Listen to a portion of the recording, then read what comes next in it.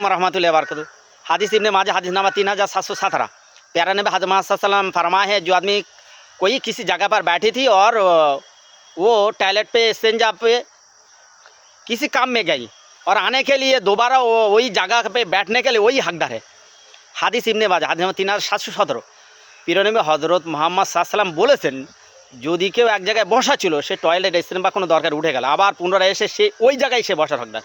হাদিস ইবনে মাজাহ 3717 নম্বরের হাদিস। ব্যাখ্যা, ভাই মসজিদে বা কোথাও অন্য জায়গায় দেখলে বোঝা যায় যে অনেকে বয়োজ্যেষ্ঠ বয়োবৃদ্ধরা তারা অনেক সময় স্টেজে উঠে যায় সামনের দিকে বা কোথাও, সেখানে অন্যকে এসে জায়গাটা দখল করে চুরি করে না, এরকম রাসূল ফয়সালা দিয়ে দেয় যে বসেছিল সেই বসবে, বা কোথাও কেউ বসে আছে সেখানে পুনরায় সে আসলে সেই বসবে বেশ কয়েক মিনিটের ভিতরে, এক দুই দিন পরে সে আলাদা।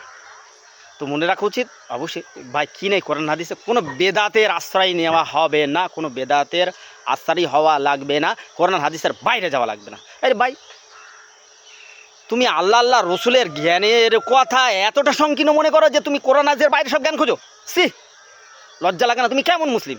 মুনাফিক মুসলিম তুমি। অবশ্যই অবশ্যই কোরআন হাদিসের ভিতরে আল্লাহ রসুল সকল জ্ঞান দিয়ে দিয়েছে, এই জ্ঞান সবের ভিতরে পাওয়া, ডাইরেক্ট বা ইনডাইরেক্ট, প্রকাশ্য বক প্রকাশ্য। আস্তাগফিরুল্লাহ আস্তাগফিরুল্লাহ আস্তাগফিরুল্লাহ। যারা বেদাতিরা তাদের প্রতি আফসোস আফসোস আফসোস।